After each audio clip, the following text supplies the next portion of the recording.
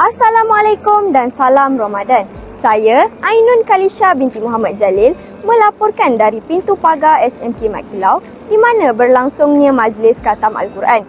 Acara ini diadakan dengan suasana terbuka yang penuh keberkatan sebelum menjelang Syawal. Majlis dimulakan dengan bacaan Yasin yang dipimpin oleh Alif Alauddin.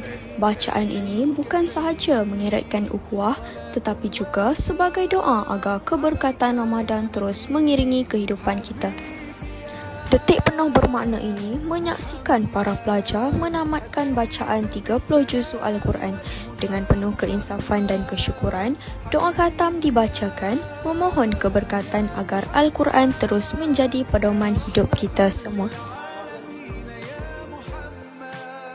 Sebagai tanda penghargaan atas usaha mereka, sijil penyertaan disampaikan oleh Encik Asmawi bin Daud kepada semua peserta khatam.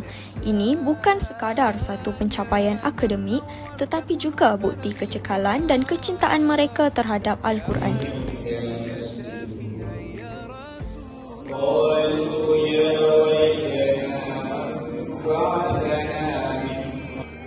Dengan berakhirnya majlis ini, semoga Al-Quran sentiasa menjadi pedoman untuk kita semua. Dari dataran SMK Mat Kilau, saya Ainun Kalisha binti Muhammad Jalil melaporkan untuk TVPSS. Di kesempatan ini juga, saya ingin mengucapkan selamat Hari Raya Aidilfitri, maaf zahir dan batin.